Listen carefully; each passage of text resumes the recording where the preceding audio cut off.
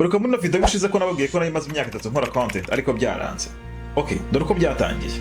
Uyu munsi rero mbafitiye tips nshaka kubagezaho ku bantu bari bo bose bifuza gufungura YouTube channel. Isamo kuganiriza ku bintu bine bagakwiye gukora kugira ngo X wawe ni partnership ushobora kugirana na company runaka cyangwa se na brand runaka. Uribaza impamvu mbere wawe utajya umera neza, njye bibaza impamvu umubiri wawe uhora uri ahantu hamwe kuva ku itariki ya mbere ujya muri gym cyangwa se ukora siporo kugera ku wundi wa mbere ariko ukabona wapi nta gihinduka. Well, uyu munsi ndabafite stay tuned kugira ngo nze kubereka byinshi bigiye bitandukanye. Uyu munsi nahuye n'abagabo impamvu uri kumbona kuri timeline yawe uyu munsi suko ari ibintu byikoze ahubwo ni ibintu naharaniye kugira ngo uri kumbona kuri screen zawe. Nakoze ibishoboka byose kugira ngo mbe ndahanga. Buretse ushobora kuri kwibaza uti uyu se kari kutubwira ibi agamije iki ubundi ninde? Biratangaje cyane. Now gumana nanjye kugera ku musozo uraza gusobanukirwa impamvu y'ibi byose ndetse n'impamvu nafashe iyi video. Niba uri mushaka hangaha amazina yitwa Bex. Niba kandi wari wasanzwe ndagushimiye cyane. Muhawe ikaze. Reka dutangire icyatuzanye. Mbere gato y'iyo myaka nari umuntu uri aho udafite icyerekezo cy'ubuzima na kimwe. Nirirwaga kuri telefone yanjye amanywa nijoro nzamura manura nta TikTok cyangwa se Instagram live nasibaga. Ibyo byose nabibagamo nk'udafite inshingano cyangwa se icyo gukora. Mbese nta kintu nabaga nitayeho. Igitangaje nta kazi nagiraga nta nubwo nagiraga courage zo kugashaka. Iyo telefone yanjye yabaga itarimo umuriro cyangwa se itarimo bando namiraga nk'urwaye depression nkabura amahoro ku buryo ikintu cyonyine cyashobora kuba cyatuma mera neza ariko telefone yanjye agomba kuba iri active na bando zihagije. Nakomeje kuba muri ubwo buzima kugeza ubwo umunsi umwe narimo ndascrollinga kuri telefone yanjye nk'ibisanzwe baguye kuri kano ka video. What I'm talking about is referred to today as ghost or monk mode.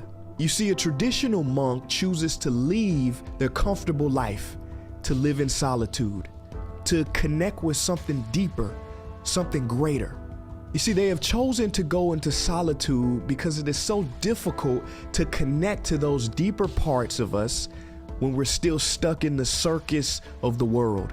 And yes, we do live in a circus, a clown show, a world of distraction where everybody wants your attention. Niche nabuze icyo nkora mba nigira inama yo gufatikanye n'ikaramu ntangira kwandika story biri kumbaho muri iyo minsi. Kuva umunsi sinzi uko byangendekeye gusa nahise numva mbaye mushya muri njye. Long story short, uko niko natangiye kwiyumvamo ko nakora content nk'abandi. Uko nakize video ya mbere hanze. Fata icyemezo cyo gukora content nari wa muntu ukora ibitekerezo byinshi ariko nkaba nta muntu nabisangiza kuko igihe kinini numvaga ari bigomba kuguma muri njyewe. Gusa bitewe no kutigirira icyizere ndetse no gutinya ko nshobora kubwira uko niyumva ashobora kunseka cyangwa ari nk'arimwe akaba yanca intege byarushagaho gutuma numva nakomeza ndetse no kureba iby'abandi gusa kuko njye niyumvisha ko ubwo bushobozi njye nabugira. Yeah, it was too hard for me. Ndabyibuka umunsi umwe narabyutse ngira igitekerezo cyo kuba nasetinga kamera ya phone kuko nibwo bushobozi bwonyine nari mfite. Yeah, iyi ngiyi kabisa iyi ngiyi rero Samsung A10 nibwo bushobozi bwonyine nari mfite. Gusa nanone numva cyo ngiye kuvuga nijyari binjemo ubundi ndavuga ndireka bikore. Tumvikana video ya mbere yari mbi. Nanjye ubwanjye nsubiye inyuma nkareba nta muntu agiye inama yo kuyireba. Gusa ntago byanciye intege ahubwo byatumaga ndushaho kwaguka mu mitekerereze. Ari nako nkomeza gukora izindi content zitandukanye ku buryo kwandika content byari bisigaye byarabaye nka hobbies. Gusa nanone twibagirwa gukora content ifite umwimere kandi igaragara neza usaba ko ufite ibikoresho bizima harimo byibura ko ufite telefone ifite kamera igaragara cyangwa se itanga amashusho meza kuko ntabwo ukeneye kamera kugira ngo ubashe gukora content. Ikindi kandi kuba ufite ubushobozi ushobora kuba ufite kamera kuko nayo ni nziza by'umwihariko kuko yo itanga n'amashusho ari smooth.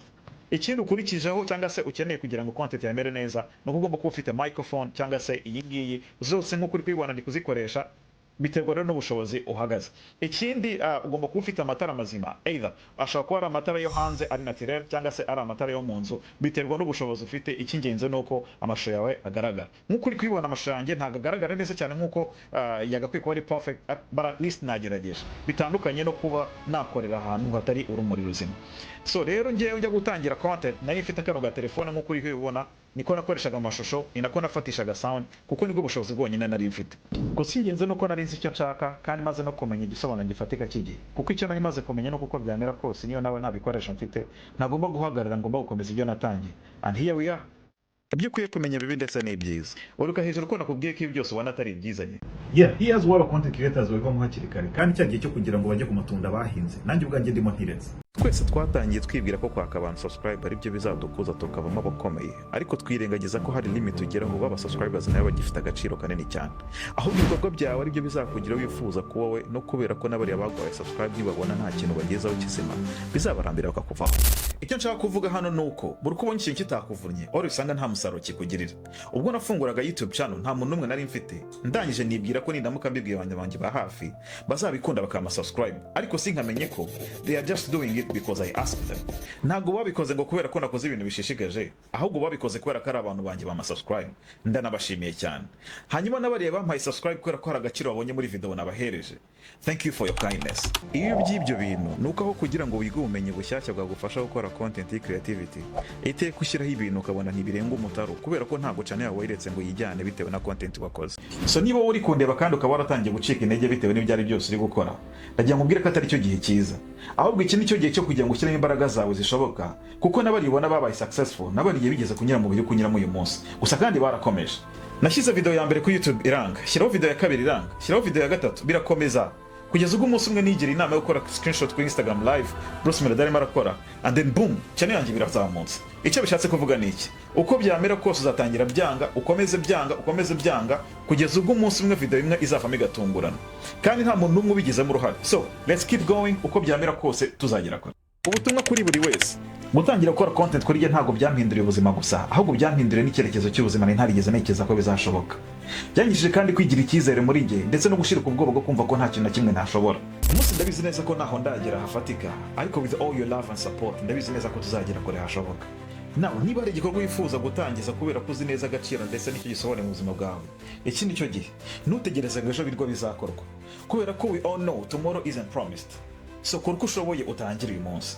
Ahari wenda urifuza gutangira gukora content nkanjye hano, ariko ukamumva hari ikibura kujya gutangira. Reka nkubwire, uko niko wiyumva, ariko si kuri.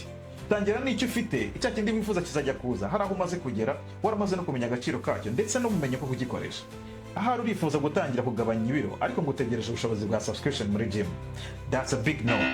Tangira ku bushobozi ufite kano kanya, bwa bushobozi bwa subscription wifuza buzajya kuza hari aho ugeze. So rero witinda, the world is yours, there is no limit. Narakomeza. Niba iyi video wayikunze ukaba wakunze ubutumwa burimo, nibagirwe kugenda utadusigiye like ndetse na subscribe. Igitekerezo cyawe ni ingenzi cyane ko kidufasha kwagura imitekerereze ndetse no gufasha bagenzi bacu. Uyu munsi hari aho ndi, ariko hari aho nahoze, kandi hari aho nifuza kugera. Ntekereza ko n'abagenzi bacu babikeneye cyane kurushaho. Ese waba ukunda ibyamamare, waba ukunda abahanzi bacu ndetse n'abahanzi bo hirya no hino ku isi? Iyi video ni gucike. Ariko nanone sinasoza ntavuze kano kantu. Iteka uzajya urushaho gushaka ndetse no kongera ubumenyi kubwo ufite, kuko iteka birafasha mu gihe runaka tutazi. Thank you for watching.